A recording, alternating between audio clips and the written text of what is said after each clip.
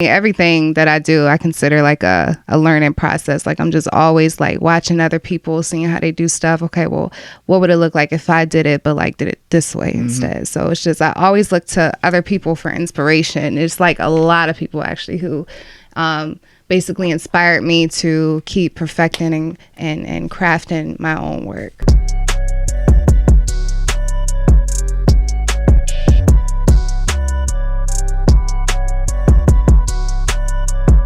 And it's talking about the good vibes too. Yeah, for sure. That's like the wave right now. Everybody's like, I don't know, I think everybody's becoming more like self-aware in a way. Yeah. And I love it. I love it. Ready to go live? Yeah, let's do it. This is live? Yeah, we already live right there. Oh, did we? Yeah, I do it smoothly. Oh my God, you set me up. I got you though. Before we get started though, y'all, ladies and gentlemen, boys and girls, welcome back to Lavish Journey podcast, the greatest podcast in Cleveland, Ohio. And that is a huge fact. We got a special guest over here today, Miss T. Willis. What up, y'all? Hey, how you feeling? I'm good. How are you? I'm feeling like positive vibes. I'm feeling good. Are you? Yeah, I'm feeling great. That's fantastic. Yep. Same here. So let everybody know about you, what you do, and just the whole biography for real. Well, I'm T. Willis. I'm 24, singer, songwriter, dancer. I do just about everything from Cleveland, Ohio. I just dropped my 4th album entitled Encore. Basically what I do is I just write from experience. I write from within, and then I just let it all loose in the studio. And if people like it, they like it. If they don't, they don't. Yep. I just know that what I do is what I love. Right. At the end of the day. So that's basically what I'm here for, and how we just. And that's all that matters, though. As long as you have a passion for it, you know what I mean? For sure. And you said you dropped 4 albums. 4. I think you already had those. Oh, so you got okay. So I've been low key for a minute. It's like people are just now starting to like realize like who I am. I feel like. So what's the name of your first album? The name of my first album was Black Hummingbird. The guy who produced it, he goes by the name of Phoenix. I think he actually moved to Atlanta now. But he basically just took me under his wing and like was just showing me the ins and outs of mixing and how to write and how to produce and how to sing so people can feel it. And it's just like ever since I've just been building more and more and more. Wow. How long ago was that? Like 2014. So that wasn't that long ago for real though. And you learned all this stuff slowly but surely. It's definitely everything that I do, I consider like a learning process. Like I'm just always like watching other people, seeing how they do stuff. Okay, well, what would it look like if I did it, but like did it this way instead? So it's just, I always look to other people for inspiration. It's like a lot of people actually who basically inspired me to keep perfecting and crafting my own work. Right. So who inspired you the most? Or no, who's your top 3 people? Let's do that. Top 3 as far as like people in Cleveland or people like overall? I'm going to say overall. Overall, okay. Beyonce number 1 because she's just like a hustler. Like she's just so about her business, and she's still sexy. She's still classy. It's just, I just respect her and what she does a lot just because of just the way she handles it and the way she goes about it. And she's just so unbothered about everything. And that's why I really, really look up to her. I'll probably have to say, I don't know. This is hard. Like 3. Alicia Keys for sure. Legend. Yeah, songwriting. I play piano too, so you play piano? She just thought out. I forgot about that. Oh, shit. So she basically just taught me, the songwriting aspect. Just looking at her. Like I think once she came out is when I started to play the piano and learn her songs by ear. Then my mom was like, "Oh shoot, okay, my daughter's talented. Let me get her, a bigger piano, a real piano." Dope, and then I would just buy her books and like learn like all her songs. I taught myself how to read music. I mean, I took lessons eventually, but a lot of the stuff like that I do is just I taught myself just through learning through other people. Dang, so you just got it all natural then, pretty much. Just I wouldn't say natural. I catch on quick. I catch on quick. Okay. Yeah. And who's number 3? Number 3, Usher. Yeah. Shout out to Usher. Because he just has like that soul, but it's like so smooth, but it's still like, he could sing his way to your spirit, but then you can he got a little gangster side to him too, a little bit. That's true. Is Confessions like your favorite album by him? I don't know. Nice and slow. Nice and slow. Yeah. Oh, I don't know what album that was. That was like 95, 96. Confession's like my favorite album by Usher. I can listen to that literally all day. Yeah. That's dope. So you got any dancers out here that influence you though? I don't know. Oh shit. I don't think I look like to study other dancers. I think most of like what my focus is on the music, and I kind of just catch on to dancing like here and there with like after the music. With the music. Yeah. See, that's dope how you do that with your music though. Yeah, it's hard though. It's hard because like you're so used to hearing a song, like first of all, especially the beat, like with your writing, you hear the beat like 500 times before you even start recording it. Yep. Then it's the recording process, then it's the mixing process. So like you like the song done, you already tired of it. You see what I'm saying? So let alone trying to find like a groove to it, it's a little You're complex. right, because you know before you even go in the studio and record it, how many days they give you like to listen to it like a beat before you go in the studio? It depends, because like before I would have people make beats for me, but I kind of got tired of waiting on people and like being charged the same amount for a beat when you told me you had that beat a month ago. You see what I'm saying? Yeah. So I just like kind of find them, shop online for them, and then like lease them, which is kind of a bad thing. I need to start like buying the exclusive, but they're so expensive. Yeah, but what was the question? I forgot it already. Dang. Oh, how long do you listen to a beat before you go in the studio and record? Okay, so if I really like the beat, which is most case, like I really like it, because if I just like it, that means I'm like at the end and I'm really not gonna like it. Like I have to really, really mess with the beat in order to like actually write to it. But it just depends as far as like days, because like I could love a beat so much that I write the song like that and I record it the next day. Yeah. So it just depends. But like there's some beats that I'll have to sit on because I want like everything to be perfect. I want it to flow. I want to take my time. But most of the time it's just that week. Oh, that's dope. Yeah. Okay, for sure. So how long did it take you to write Encore? That sounded official. Like it took some time for that one. It took probably about, I would have to say maybe 4 or 5 months to write it.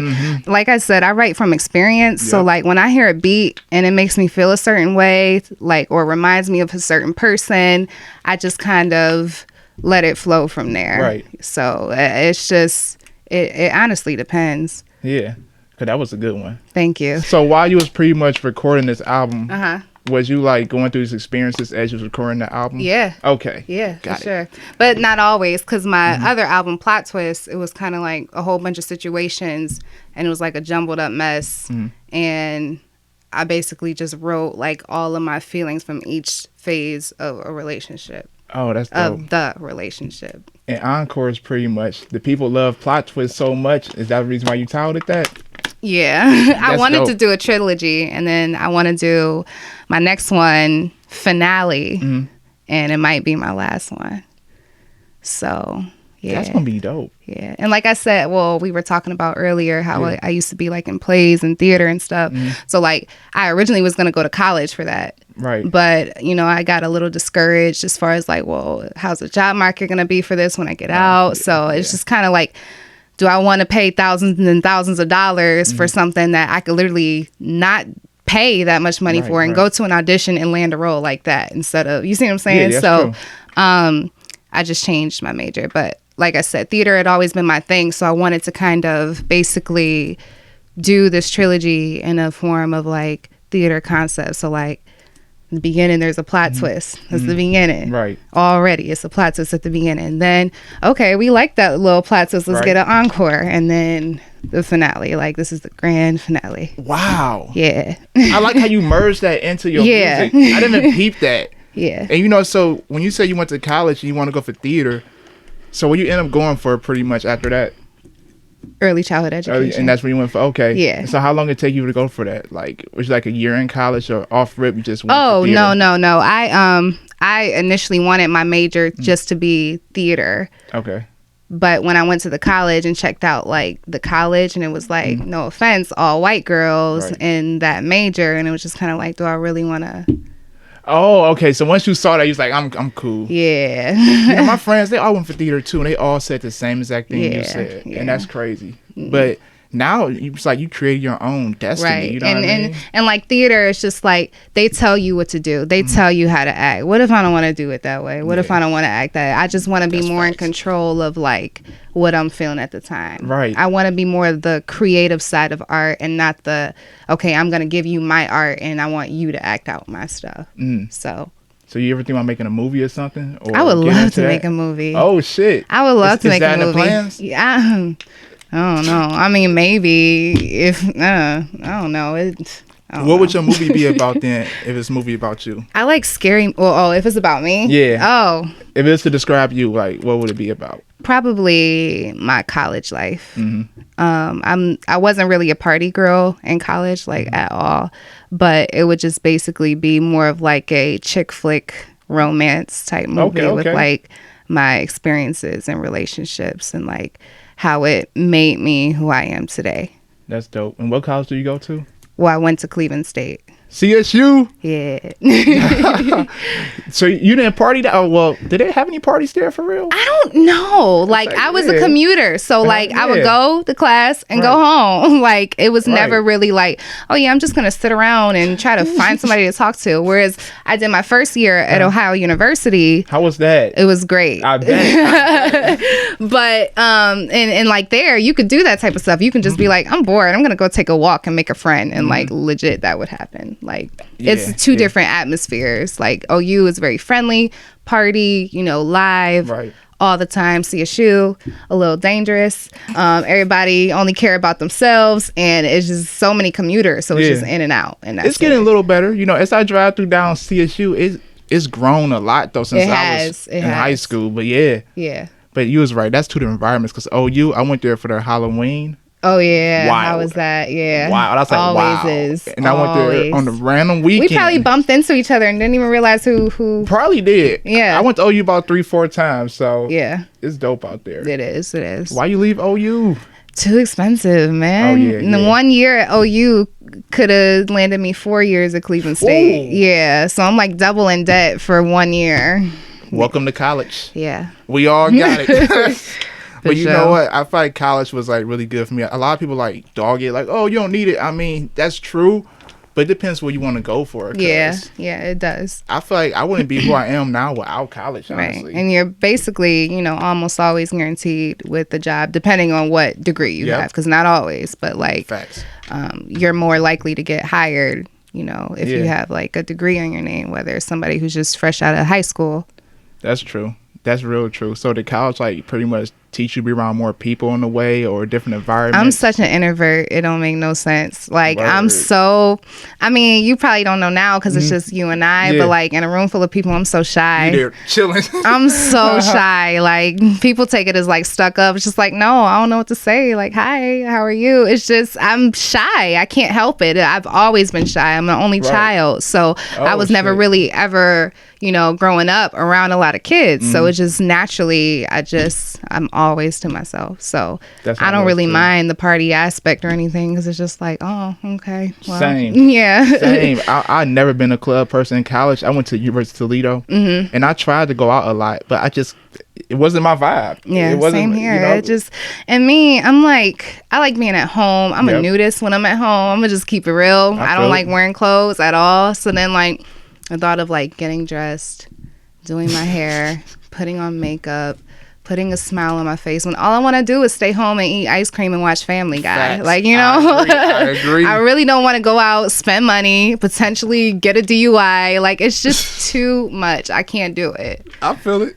It's never been me. Like, literally the only time the only time you will ever see me on the scene is if I have a show. I was just about to ask about that. I'm about to say, what about your shows though? You be out here? That's the only time you will see me out. If I have a show or if I'm with one of my girls celebrating a birthday or, another type of celebration. That's it. Like, I never just like, I feel like going to the club this weekend. Like, no, I don't. Yeah. So, have you ever been to the club yet in Cleveland? Yes. Okay. So, like, look.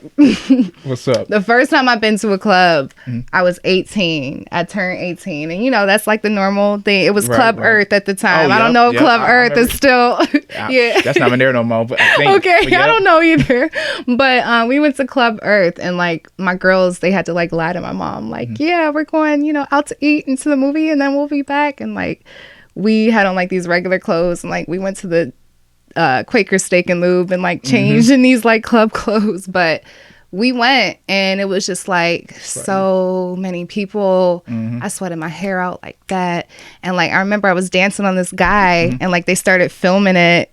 Oh, shit. And I was just like, I've been scarred ever since. So you was like, you know what? This ain't for me. Nah. Hey, red flag. Yeah. So ever since, it was just kind of like, I don't know if I feel that. Every dude I dance on, I felt like it was somebody's gonna record it. You know what? They do that in club. I went to Anatomy. I think I don't know. That was like one of the new clubs at the time. Yeah. And you was right. They had that camera. Every time somebody started dancing, you saw this cameraman come over there recording them. Jeez, like can we dance in peace? Like, no, we need you for the promo video. That's funny. No, you don't. No, you don't. So you like want to like casinos? Yeah, I actually used to work at a casino. Oh, word. Yeah. How was that experience? It was terrible.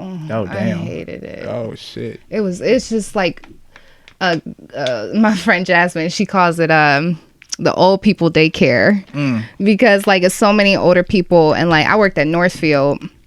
Oh, that's okay. Yeah, it's like the MGM now, and like it's just so like, you know, older white people, and they don't really like our kind greeting them at the door. So it's just like I ran into like a few hostile situations over like just, you know, the color of my skin. How do you deal with those situations? You getting paid, so it's just like you just got to keep it professional, and it's just like, you know, sticks and stones at the end of the day. So it is what it is, but it's definitely, you know, not a fun thing to deal with. But I've probably been to a casino maybe a handful of times, never really won anything. So it's just like, why am I just feeding my money into like these machines? That's and I what ain't it winning feels nothing. like. Because I don't know how to gamble. I don't like know how they to get actually, you, like you might win $50 to $100, and you like, oh shoot, if I won that, you know, all right, I'm gonna just play just $20 more, 20 more bucks, and then you lose it, and then you lose that, and you lose that. It's just like, it's just such a mental. You have to like mentally be strong to like walk away. Oh yeah, you do. That's why I don't like to go. I won $20, and guess what I did? I left. I was like, hey, I'm $20 richer than while I left. Funny story. When I worked at the Hard Rock,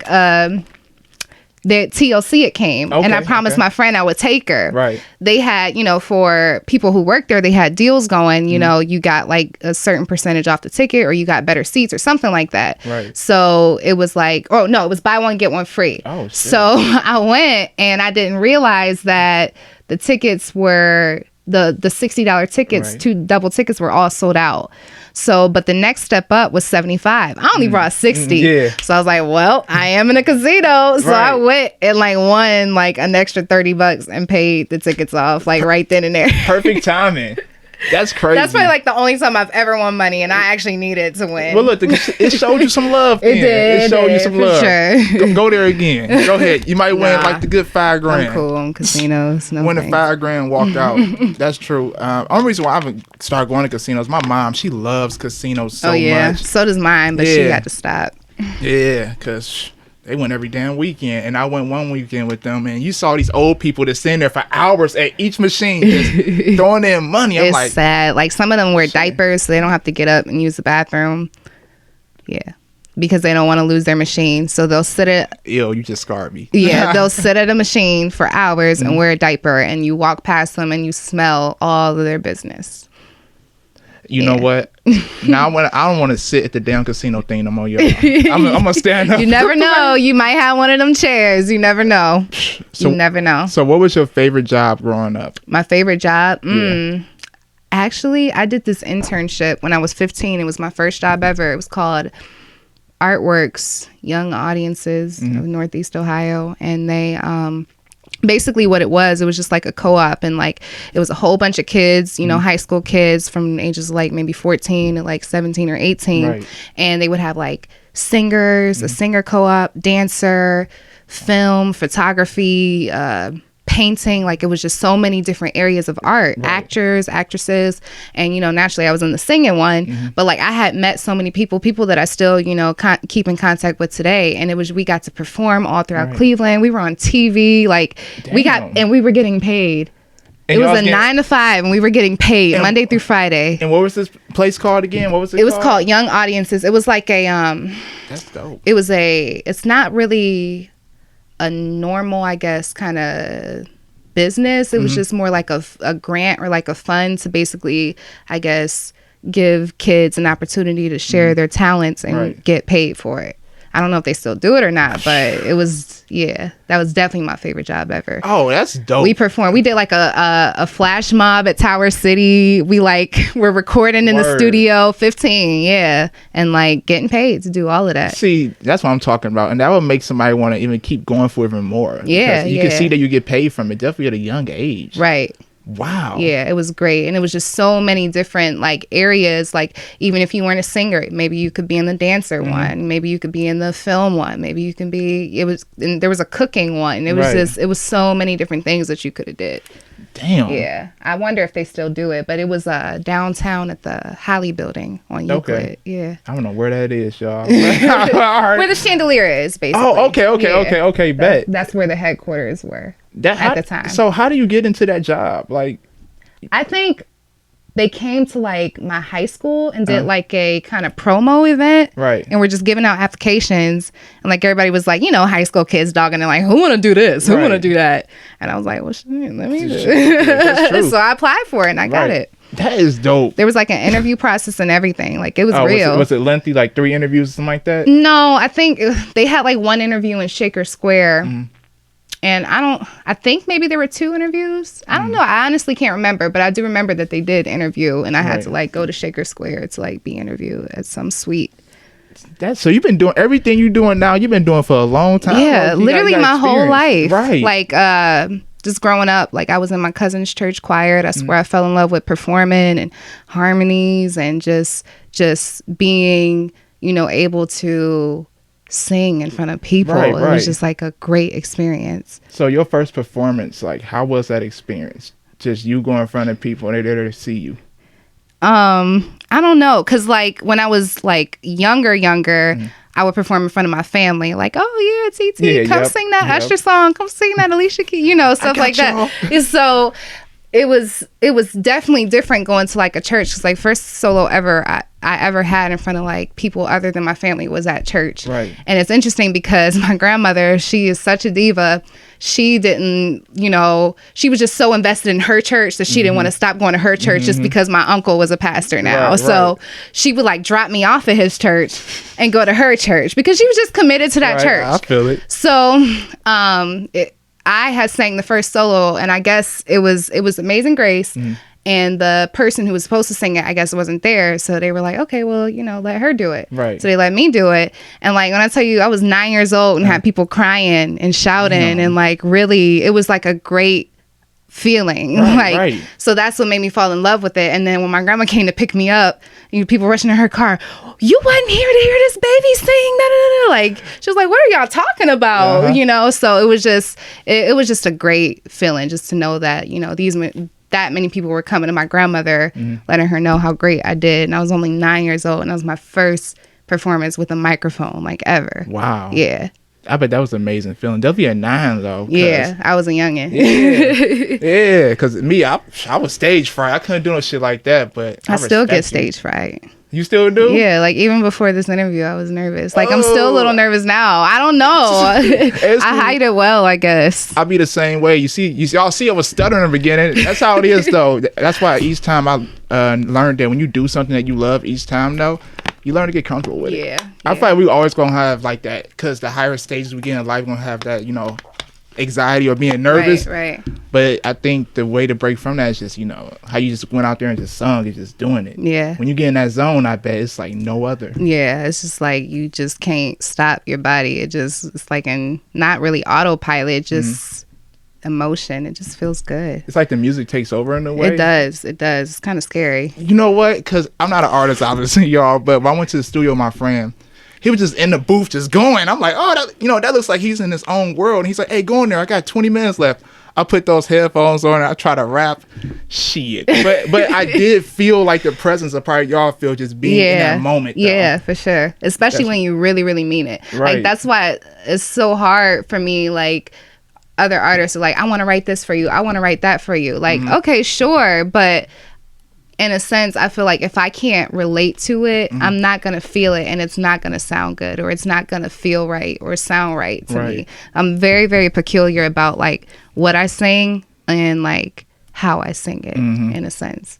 And then I'm tongue tied too. So like certain words people can say, I can't say, or like I need to practice it. I got you. So you write all your music on your own? Everything, yeah. See, I love that. I love that. Have you ever had somebody try to write you a song before? Yeah. And most of the time it's with features. And like features I try to be more flexible with because it's not my song. But then again, it's like, well, it is my voice. You see, so at the same time, I want to, you know, do what you want to do because this is your song, this is your work, this is your art. But at the same time, like, I have a brand too. So there's like certain things I do and don't want to say. And me and my producer actually had a funny conversation about, you know, be careful with certain features because even though they want you to say this and you say you write all your music, they're going to think that you wrote that and, you know, it may not look. Oh, it may backfire. Well. Yeah, it may backfire. Yeah. So yeah, I got to be more careful with that just in general. So when you do features, people, they like pretty much have something written out what they want you to say, or it depends. They mix it up sometimes. Like I feel as though like real artists, like let's come together and work everything out. That's why, Yeah, and there's a lot of people that I work with that are like that. Like, you know, I really don't know, but I do have this beat. You know, let's see what we can come up with together. Like I like that. I think that'd be a lot better. Yeah, and then sometimes, you know, an artist like what we were talking about earlier will, you know, have like a hook on it or a verse, and like, you know, what can you do with this? Right. And like I'll do it that way. And, you know, whatever studio time fees may apply to me, they just have to pay for. Oh, I think that's better too, because that help you like get your own rhythm to the beat. You know what I mean? That's what real artists do there. Right. Because I work with people that are like out of state, and that's basically how we do it. They would send what they want and then send it to me. I do like a voice recording of like what I would do, send it to them, see if they like it. If they like it, then they would send me the cash to go to my studio and record it. Wow. Yeah. That's dope. No, that's really, I never knew that though. So that's how you network with people out of state with actually, you know, without actually going out there. Right. So that's why like a lot of artists, like even like mainstream artists, they may have a song together, but they might not even meet each other until the video shoot, or they probably don't even know each other. Yeah. Like it happens. It does. So what artists is like out the state that you know? There's this one guy, I think he's in Memphis. He goes by the name Dub South. King. He's a pretty good artist. We've done a few songs together. I have another friend. His name is Tay Rico. He's actually from Cleveland, but I think he lives in like Georgia or something. I'm not sure. Don't quote me. But we work together a lot too. So that's cool. Yeah. That's cool. So when it comes to the networking, how big is that? You know, with everything that you do, it's huge. Everything, It's huge. And it's hard because like I don't have a team. Yeah. I don't have a camp. I don't have anybody doing anything for me. What you see, literally, I've done all by myself. I've never had a manager. Well, a manager that actually, you know, booked shows for me, booked this, booked that, and I didn't have to worry about a thing. Yeah. Like I've always booked my shows, booked my shoots, booked my videos. You know, got dancers together to, you know, find choreography for a song. So it's definitely hard when you're the only one doing it. I understand. So networking, it just comes with, you know, putting your music out more, putting out some pictures, putting out some more songs, you know, reaching out to people, you know, doing features. It takes a lot when you're doing it by yourself. Yeah, it does. I salute you for that. Especially if you're a homebody like me. That's true, because you got to get out. I respect that. Dressed? I be telling people, hey, it's harder than you think it is to run a brand and network and all that stuff. It may from Instagram may look, that's easy. Shit. You spending hours and plus you working a job too, and then you put in money into your you know what you really love to do. All that shit is hard. Then you got family, and then you have other hobbies you may want to do. Then you got to clean, you got to cook. It's just so much. It's like having like multiple children. Yeah, I promise you. Facts.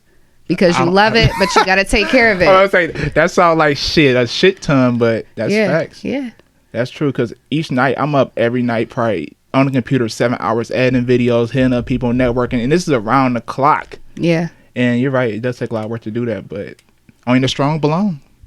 Only the strong belong. So when it comes to branding now, so are you your brand pretty much? Yeah. And what got you on the wave of branding? Like one day you just said when you started making music, everything just started falling in place with that? Yeah, pretty much. Especially like it gets a little confusing too, because people think like my stage name is Sweet Honey Tea, but it's T Willis. Okay. So I peeped that. Okay. So like there'll be people like who do features for me, and they'll put like feature for Sweet Honey Tea, or you know, Sweet Honey Tea set, and it's like T Willis. Where did Sweet Honey Tea come from? Sweet Honey Tea was literally a name I think I created before I even started making music. Really? It had always been my Twitter handle. I think I was like 14 or 15 when I made my handle Sweet Honey Tea, because everybody, thought I was like sweet. Not like, oh, you sweet. You ain't gonna do shit. Not like that type of sweet, but like, friendly person. Right. And then Honey, my grandmother calls me Honey because of my skin complexion. She always says I look like honey. Right. So I'm like, Sweet Honey. I'm like, what if I put T at the end? Because like that is my name. So Sweet Honey Tea. And I wanted to do without the underscore, but somebody already took it. So I had to add a punk ass underscore. Yeah, I hate when that happens too. You type in the name and I was like, oh. When I get famous though, I'm reaching out to her. Yeah, but hey, look here. I pay you a few dollars to change that. Cause that's how it's me. Mine is the _ Lavish Journey. Somebody got the Lavish Journey, and guess what? They have no post or no nothing. And I keep reporting the page. I keep reporting it. So I'll help you. I'll try to report it too. Yeah, you'll get y'all out of here. They don't use it anyway. That's dope. So, if you was to travel to anywhere in the world, where would you go? I think I would go to Egypt. Egypt. Yeah. Dope. The motherland. The motherland. Yeah.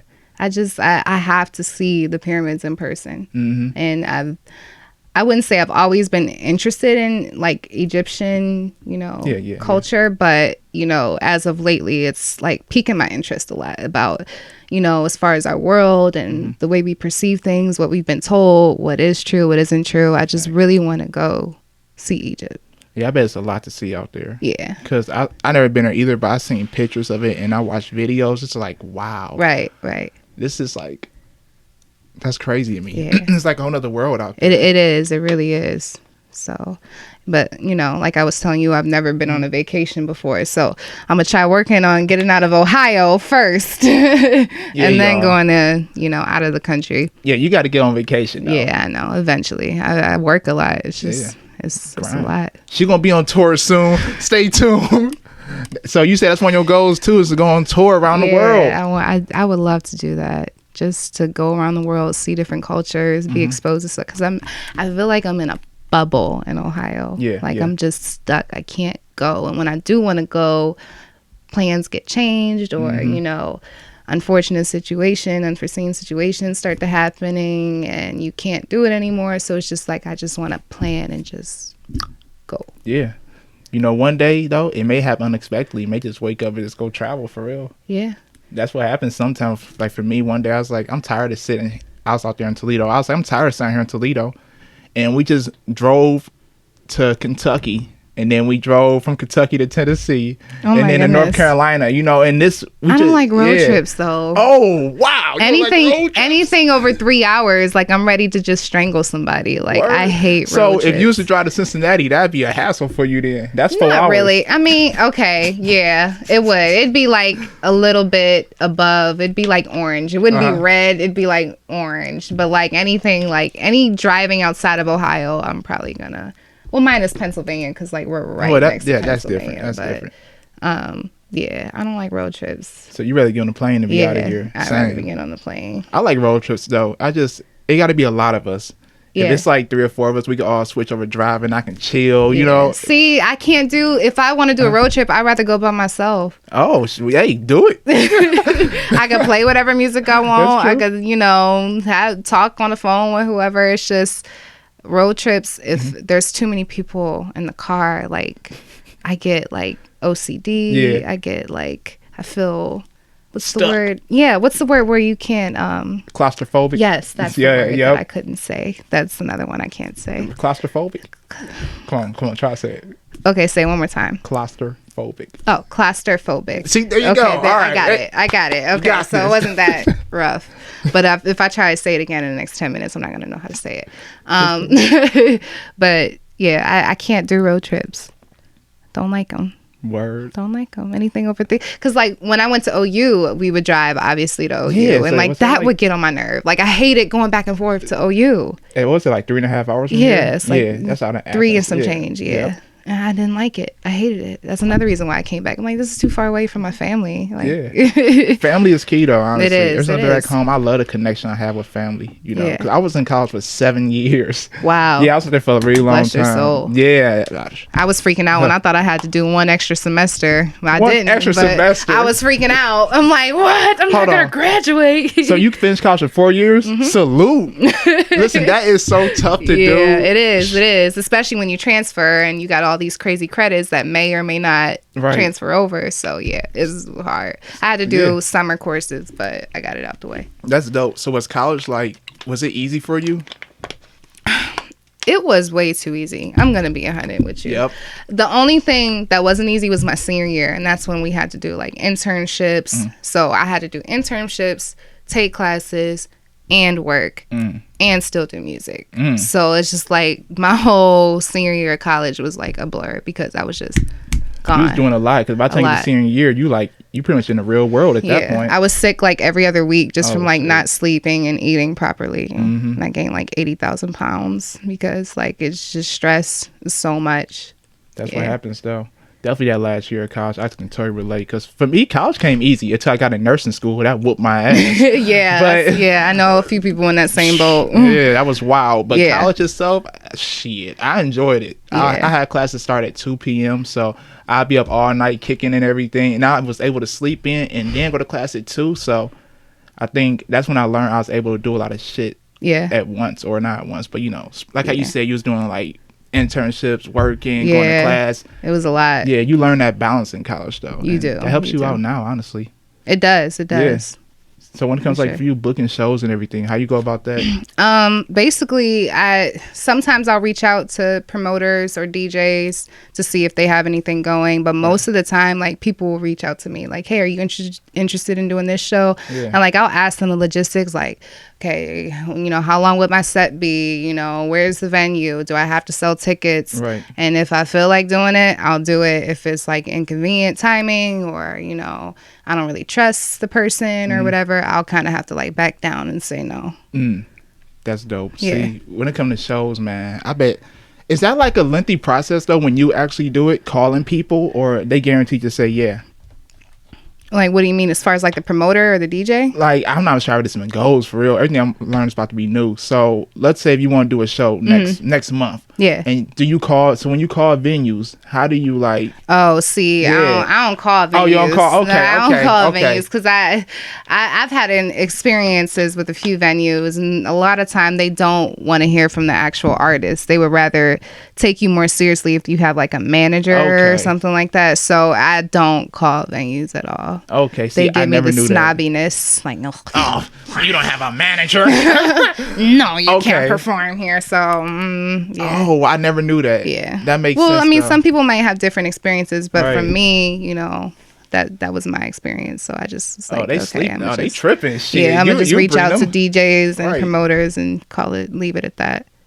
That's smart. Yeah. That's smart. I want to get into that industry so bad. I want to like have my own venue. You should. Yeah. There's a lot of money in it. You really should. And you know, when you do it right. Yeah, I'm about to say, when you do it right. When you do it right. put on for the local artists, local creatives, because I feel like you said earlier, Cleveland been on this big wave since 2016. And it's shaking right now. It is. And it's only gonna keep getting more and more bigger. Like I really think Cleveland has the potential to be like the next, you know, Miami, New York, Houston. Ooh. Like we really have that potential. It's just all about getting folks to come in and see it. Yeah. And a lot of times, you know, people have this hostile attitude towards Cleveland as far as like people not supporting each other. So then they move out. And then they take their talent elsewhere, take their talents, you know, to Miami Beach. Yep. But they take their talents elsewhere. So then like that town then gets credit for molding that artist. You're right. So it's then we get overlooked. There's like a lot of people who went to Cali or New York and, you know, made it, but you wouldn't think that they were from Cleveland. You wouldn't know they were from Cleveland until it randomly pops up in conversations like, oh yeah, you know she's from Cleveland? Yeah, exactly. What? Really? I thought she was from California. She's been there in the past 5 years. No? You know, so it's just, it's that balance between, you know, having people go out to show them, you know, what Cleveland really is, just to bring people into Cleveland and bring some more talent into Cleveland. That's true, because I was gonna be one of those people, move out to LA. I'm gonna get big out there, but I was like, you know what, screw that. You know, I'd rather get well known in my own city. Yeah. So then when I do go to LA, I'm known. You know, he's from Cleveland, not just he's LA. Take credit. You're right though. I never thought about that. Artists do that a lot. A lot. It happens a lot. Like, I'm going down to Atlanta. All right. I mean, they make it. Congrats to y'all. But, right. Yeah. Yeah. But I think we're gonna be that generation to put Cleveland on the map and keep us on the map. But I do plan on moving one day, though. Yeah, one day. Well, one day. I think. Shout out to LA. I'm gonna ask you a few quick questions, okay? Okay, let's do it. What's your favorite cereal? My favorite cereal? Yes. That's such a random question. Yeah. Is it weird that I don't really eat cereal? I mean, I do, but I don't. Is that okay? Because it's just certain cereals, I feel like I'm just eating like a spoonful of sugar and like ruining my teeth. But I literally just got hip to the cereal like a few months ago. They're Apple Jacks, but they have marshmallows in it. Now hear me out. You know, I was about to be like, hear me out. Go ahead. They're not like obvious marshmallows. Like, it reminds you of like the Lucky Charm marshmallows. Right. Like, they're small, but like it like gives the Apple Jacks a different kick. Right. I can't explain it. It's like, it's really good. It's really, really good. You should try it. They're Apple Jacks and they have marshmallows in them. What? Are they really called Apple Jacks though? Yeah, they're by Apple Jacks. They're by Apple Jacks or whatever. Kellogg's. Who makes Apple Jacks? I don't know. I don't know either. But they have marshmallows in them. They're really good. You should try it. Okay. The only thing though, you can only do one bowl because it like tears up the roof of your mouth. It's like I could eat like a whole box of them, but like the next day. Okay, so that's your favorite one then? Yeah, that has to be my favorite. Yeah. Okay, so would you rather be sticky or itchy? Sticky or itchy? Yeah. I think I'd rather be itchy because I'm used to being itchy. Like, I have eczema, so like sticky. I don't know if I want to be sticky. Like, I hate sticky lip gloss. Yeah. Let alone like being sticky. You know, a majority of people said that exact answer. Really? Yeah. I said I'd rather be sticky. Really? Yeah, I don't want to be itchy. I feel like I look like a crackhead out here itching all the time. But you all right, bro? I'm all good. Yeah, I'd rather be. And like, you know, we get itchy a lot. I don't think you like in the wintertime when you wear sweaters, like itchy sweaters or like dry skin, leaving the pool, or I don't know. I feel like I could deal with itchiness. Okay. If that's a word. Is that a word? Itchiness? You should know this. I don't know. It sounds legit. It sounds legit. All right, y'all. Itchiness is it might be a word. I'm gonna look up afterwards. It sounds right. It do sound right. And like I see it, INESS. It's a word. It's a word. Okay, for sure. If you could be an animal, what animal would you be? Like a wild animal? I'm sorry. I'm very specific. A wild animal or a domestic animal? This is any way you want to answer it. Okay. Yep. If I could be an animal, I would be a peacock, even though I don't like birds. I just think they're very beautiful. A peacock? Mm-hmm. Wow. Yeah, they're beautiful. They are, though. I have yet to see it. I saw one peacock before. Yeah. You go to a zoo? Yeah, a lot. Really? A lot.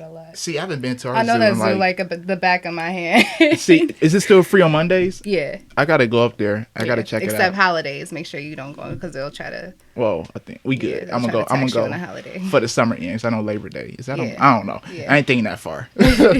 Okay, and oh shit, I forgot the question. Oh yeah. Would you rather lose all your pictures and valuables or your money? My pictures. I know what I look like. Oh, a lot of people was like, I don't want to lose pictures because it's people that went on and they said they'd rather lose the pictures instead of money. But that's dumb because you could always hit up another person who might have that same picture. You're funny. Or... you're right though. You're right. Hey, I just got rid of these pictures for this money. But look here, can you send me a copy of the other pictures? Take a screenshot of it and send it to me. Yep. And let me see. Last but not least, what makes a great life? A great life. Yep. Just being happy. I don't know. Do whatever makes you happy. That's like the perfect life.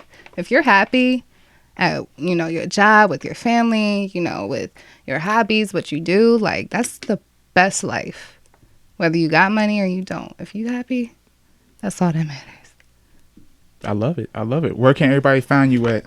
You guys can look for my music on Spotify, SoundCloud, iTunes. Just search T Willis. Again, that's Tee Willis, like Bruce Willis. You can follow me on Instagram or Twitter at Sweet Honey Tee _ Sweet Honey T. Again, it's Sweet Honey Tee _ That's how you do it. Yeah. That's how you do it right there. Yeah. Well, thank you so much for coming on the podcast today. Of course. I appreciate it. Thank you for having me. We just went on a journey with you. It was dope. Thank you. For sure. Well, ladies and gentlemen, boys and girls, thank you for watching or listening to Lavish Journey podcast, where we create, inspire, and spread greatness. Peace.